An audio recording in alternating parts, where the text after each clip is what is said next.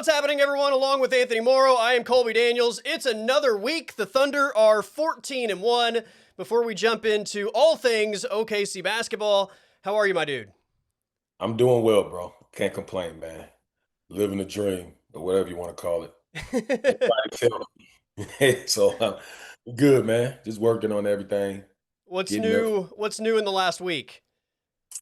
My son started, my oldest son, seventh grade, started middle school basketball. And he's playing well.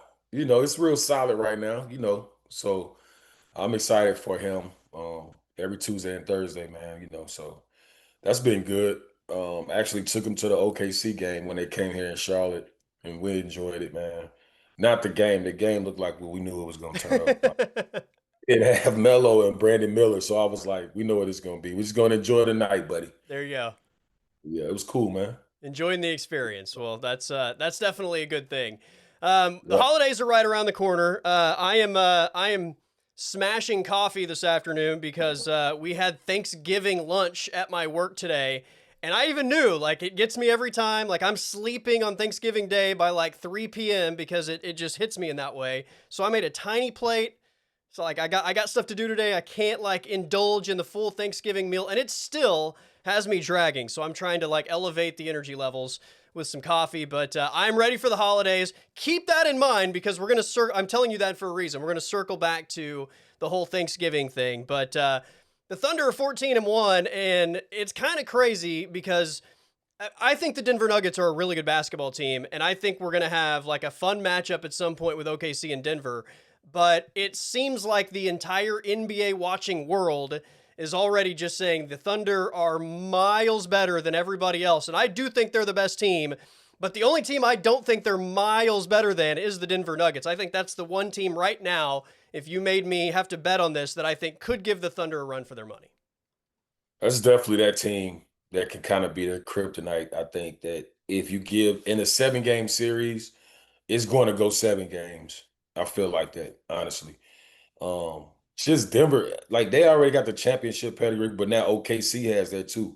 So that's gonna make. I hope it turns into kind of like a little rival from now, like for the next few years, when you get to see Jamal and Shea and Jokic and Chet and all those guys just matching up. But overall, like how it's looking now, the edge is with OKC goes to OKC just because like I always say, I said last episode, the depth, man, it's ridiculous. Like I said, everybody's Michael Jordan in their role right now. So as long as that's the case, it's gonna be tough for anybody to get them a run for their money, especially in a playoff series where they already know what it takes to win.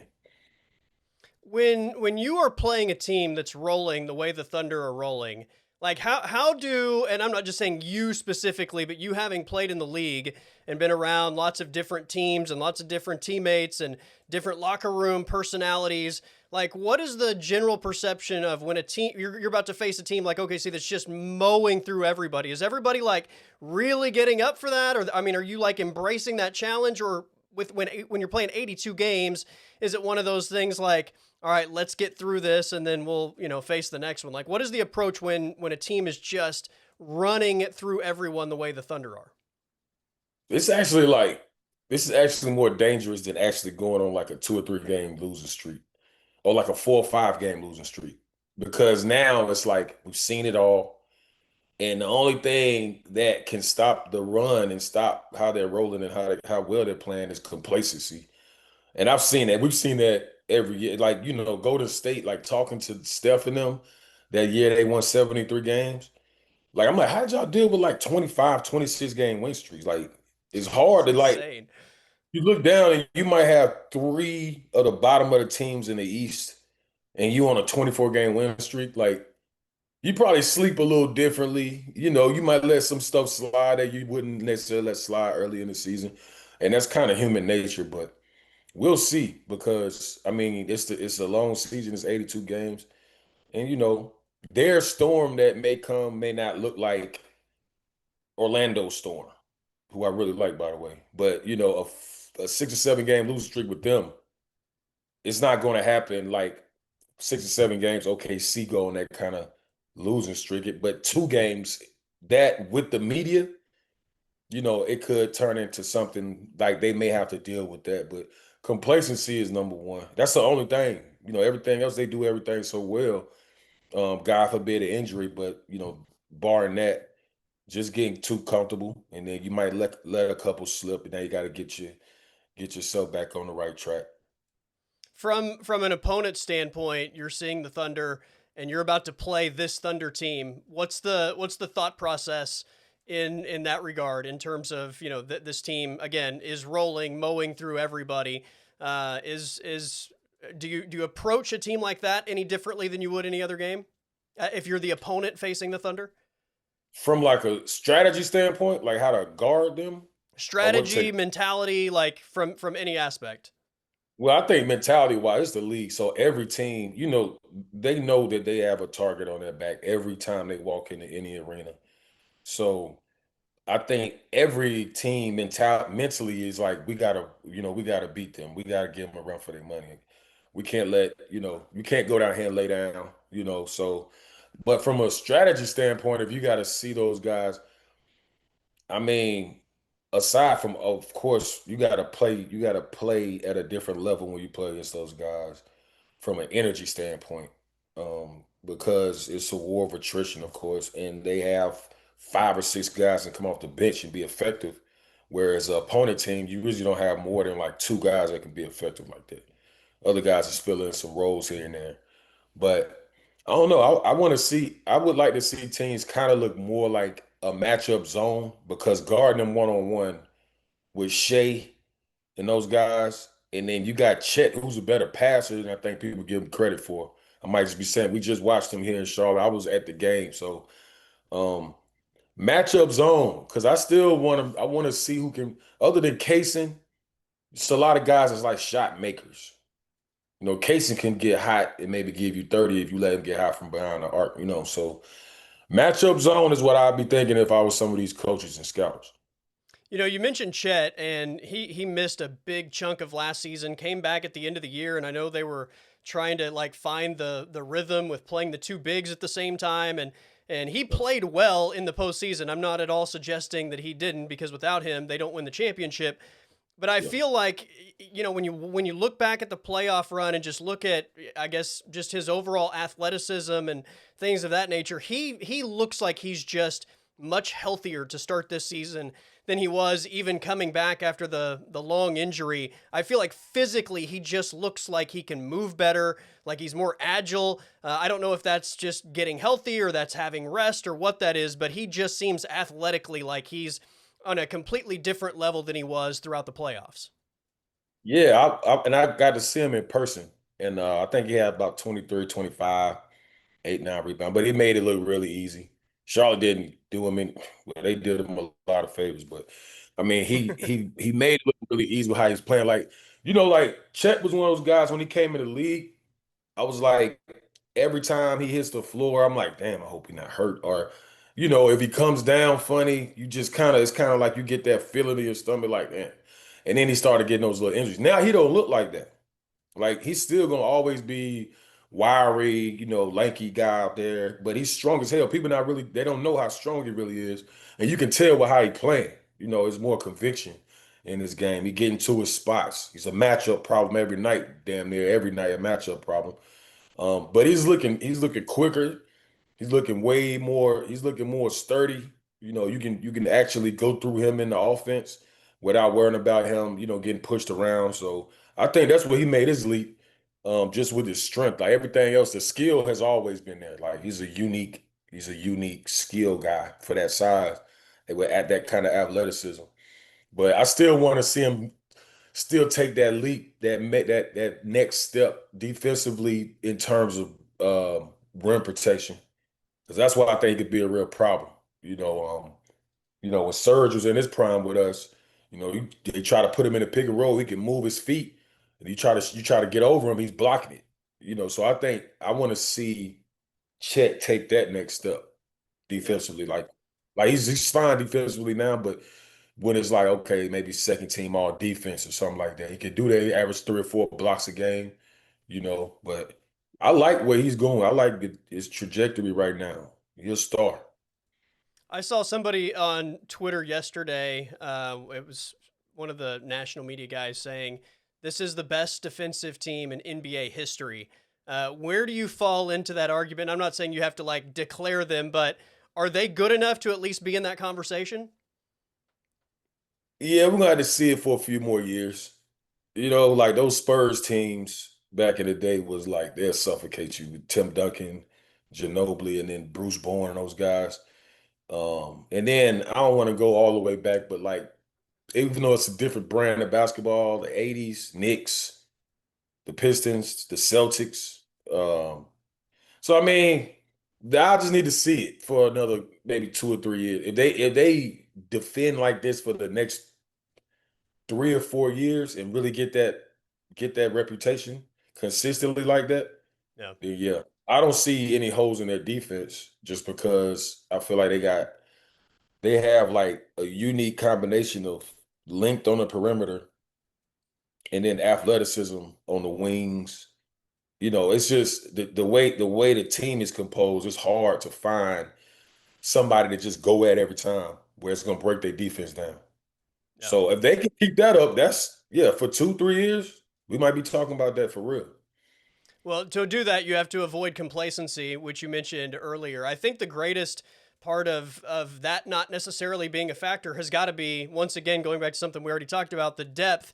If you don't have a lot of depth and you become reliant on just a few guys, I can see how maybe complacency sets in with maybe the rest of the team. But because you have so much competitive depth on this team, everybody's fighting for an opportunity to actually get minutes, to make a name for themselves beyond just being like, the guy that does this role for the Thunder. To me, that on top of the fact that your best player is insanely competitive on a daily basis, sort of keeps you from maybe falling into those traps.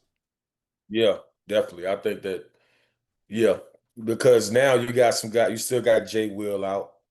I think AJ had got an injury. So some of these dudes, like when everybody's healthy, I don't know what my minutes are going to be. Those guys gonna bring it every day in practice, every game. So when you got the sixth, seventh, eighth, ninth guy fighting for that time, I think that's what's keeping them competitive. And like you said, on top of the best player being the most competitive guy and the leader, that's their leader. So we'll see. I just think that they defensively, if they keep that up, though, that's not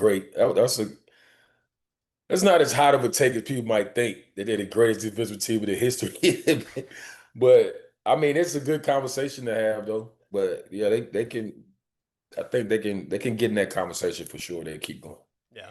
I was asked to ask you this question from a friend of mine who's a big basketball shoe guy. What is the greatest basketball shoe of all time? And there's two parts to this. One is what is the greatest basketball shoe of all time to wear while playing basketball, and the other one is what's the greatest basketball shoe of all time to wear on an everyday basis.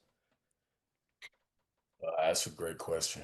To actually hoop in, that's tough because I like for me, um,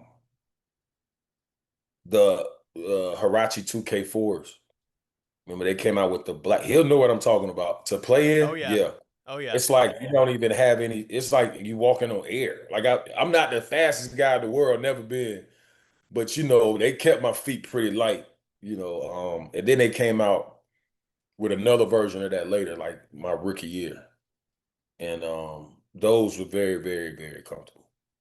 Like I couldn't really play in Jordans and yeah. stuff like that.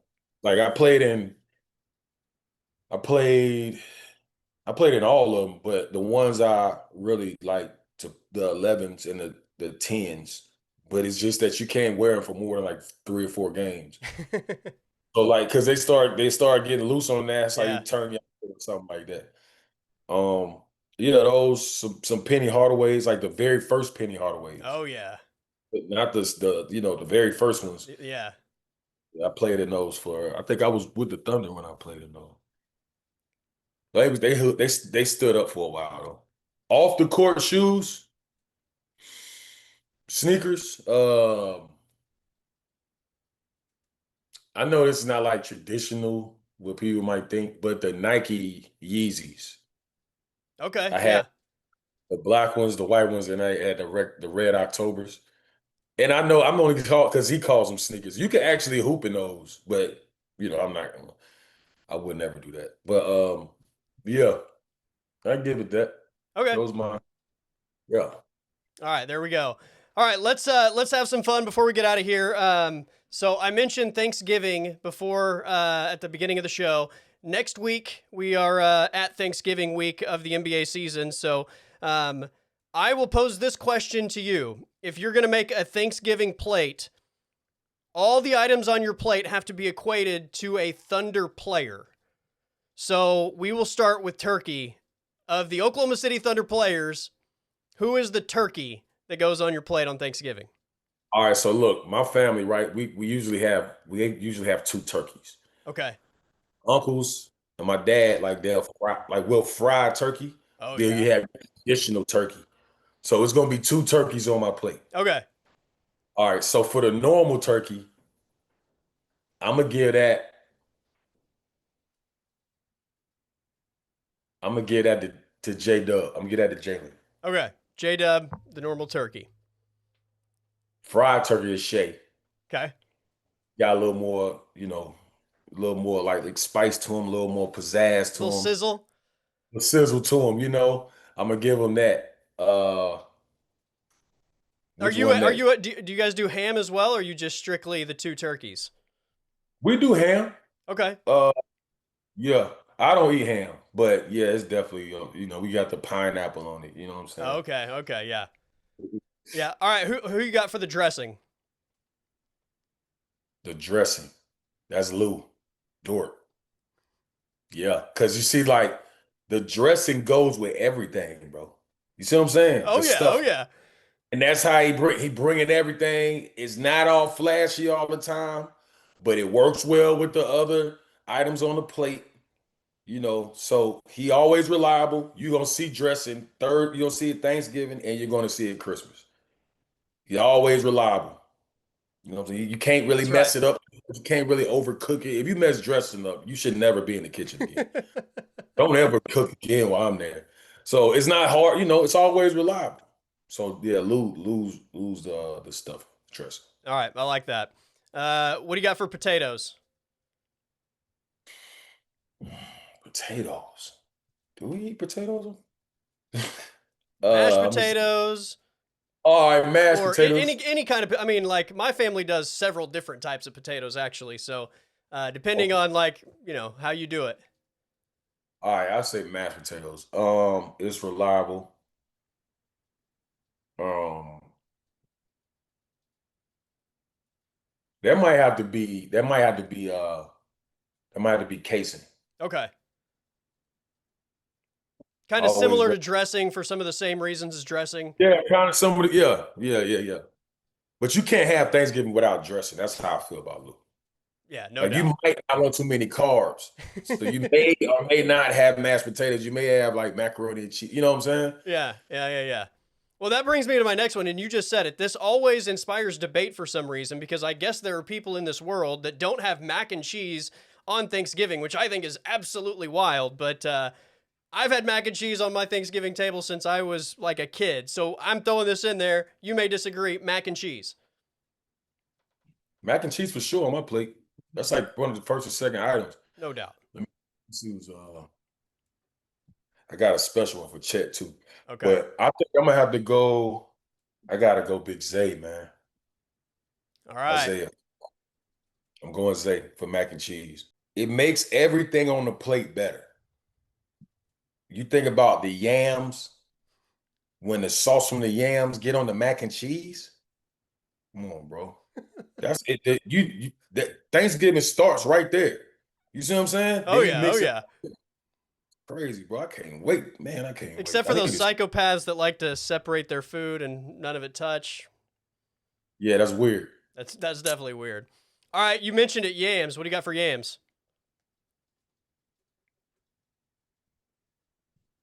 I got AJ. Okay. Part of me, he got to get something cool like that. You know what I'm saying? Now I give him that because, like we mentioned, anything the yams get on, that item on the plate is gonna taste better. I don't care if it's the turkey, the fried, or the regular, or the mac and cheese, the collard greens. everything tastes better. You know what I'm saying? So I think AJ in his role, he can start, he come off the bench. He's gonna be effective with the second unit or the first unit, making everybody around him better. Oh yeah. I had to kind of I had to give him that because the last one we did, I called him Storm. Hey, I need to holler at AJ, man. This is the make good for AJ. Yeah, yeah, I thought about that. I was like, yeah. I mean, ain't nothing wrong with Storm, but I'm like, That's man, right. people super mad at Black Panther. I ain't want to feel no kind of way. Yeah, I hear you. I hear you. All right. What do you got for roles? Reliable. Uh, I'm gonna get a rose to Isaiah. I'm gonna get a rose to Isaiah. Okay. It may not be the first thing you put on your plate, but like I said, once again, you can start mostly a secondary. You're not really thinking about it, but I think these two guys play well off the bench with Isaiah and AJ. And you know what happened when the Yams touched the rolls. See what I'm saying? So, like, they need both of those guys, man. It may not be the first things you put on your plate. We're going for the turkey, probably going for the stuffing, the dressing. But yeah, I got Isaiah for that. Alex, I'm gonna give Alex the ham. Okay. Yeah, Alex the ham, man. Cause it's important for sure.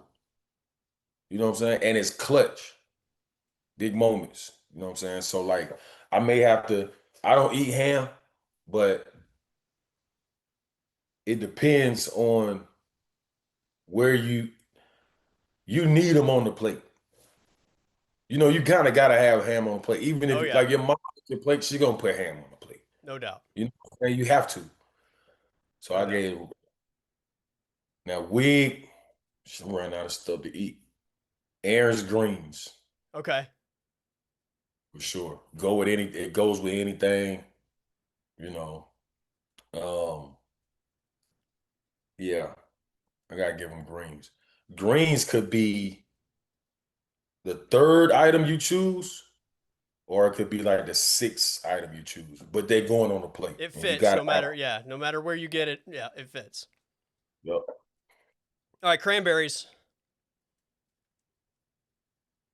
Cranberry sauce. It's Chet, man. There it is. Coming, bro. Look, I'm gonna break that down. All right, I'm ready for this one.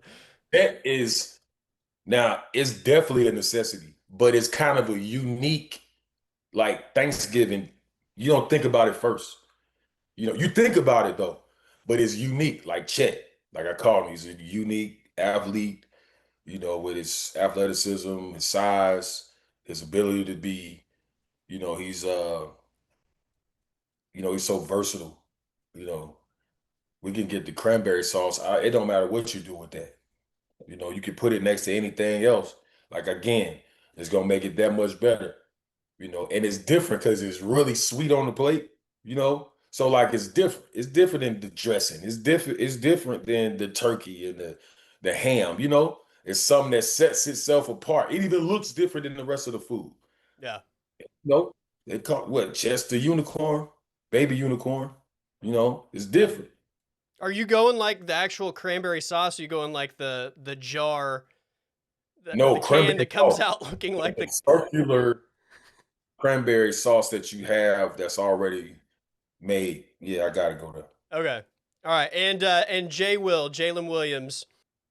You might be black eyed peas. Okay. It's an acquired taste, but I love black eyed peas. They sturdy, man. You can get full just off a bowl of black eyed peas. You know what I'm saying? You know what you're getting. It's consistent. It may not be the flashiest. It ain't the cranberry sauce. It's not the mac and cheese, but it's sturdy. There we And that's go. how this game. He's solid. He coming in real steady. Yeah, and they're Man, look, supposed to bring you good luck, right? I didn't know that, but. I I've guess. always heard that about Black Eyed Peas, that they're supposed to be like lucky or something like that. But and he I'm gonna he have to kind of is the guy that like brings everybody up personality wise. Yeah, he always smiling, man. Yeah, Every time they yeah, get the play of the game and all the guys, I love when they do that. All the guys gather around whoever's getting interviewed, whether it's Shay or Chet or whatever. He always got the smile on his face, man. You need that. yeah, You need that. We're gonna call Jake. Yeah, he's good luck and he real reliable. He's 30. yeah. He's one of those guys. They re-signed him this offseason, and he may not be a guy that gets a ton of minutes. And I'm not downplaying his basketball skills by any means, because I think he is a good player. He's really worked on his game. His 3-point shot has gotten better and better. He lost a lot of weight this offseason. He's trying to just, I think, make himself a more athletic body on the floor. But like, again, not downplaying his basketball abilities, but his greatest asset, I think, is his personality and what he brings to that locker room, and just, I think, the presence that he is and what that does to the other 11, 12, 13, whatever guys. You definitely need guys like that. I tried to be that as much as I could when I was in Oklahoma City. And any team, for real.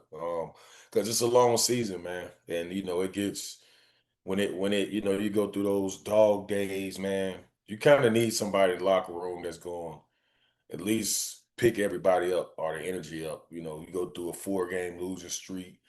It's right before All-Star break, so everybody's kind of tired and trying to thinking towards All-Star. So it's hard to focus. Like those parts of the season, you need guys like Jay Yeah. Will in that locker. Yeah. Good stuff, my man. I am, you know what? I'm ready for round 2 now. So I had my work Thanksgiving. I'm ready for next week. Yeah, Thank God the NBA doesn't play on Thanksgiving Day, right? right, man. It's just football. I'm going to sleep after the first half of whatever game that is, because by then, see, I don't go and get 3 and 4 plates. Like I get one plate and it's up to here. There we go. And at one time, y'all are not after that. I'm on the couch. Whoever's playing, Detroit usually plays every Thursday. I mean, every Thanksgiving or That's something like right. that, right? By halftime of that Detroit game, I'm asleep, Yeah. and nobody can wake me up. Well, I'm a Cowboys fan, and by halftime of the Cowboys game, I'm usually asleep because they're getting killed and I'm stuffed, and it's a Who it's a who do y'all perfect play? marriage on Thanksgiving Day. Who do y'all play on Kansas City. Thanksgiving? Y'all might be all right though, man. We'll see. Oh We'll yeah, 'cause see. y'all got the Eagles coming up, Yeah. the Chiefs, Eagles and the Chiefs. Yeah. and maybe the Bills or something like that. No, y'all got it's somebody. I might not be the Bills. Listen, It's like man. Much like the Thunder, I'm taking it one game at a time. So. one day at a time. That's all we do, brother. I'm a Panthers fan. We don't know. Thank God we don't play on Thanksgiving. I'm saying, I'm just taking stock of the fact that they're 1-0 since Quinn Williams became part of the team. So that's yeah, man, where I'm at. you know it. You know it. It's gonna be fun. Yeah, no doubt. All right, my man. Good stuff this week. We will do it again next week, time permitting, with the holidays and everything. But 14-1, they play the Sacramento Kings tonight, and we'll see where they are at this time next week.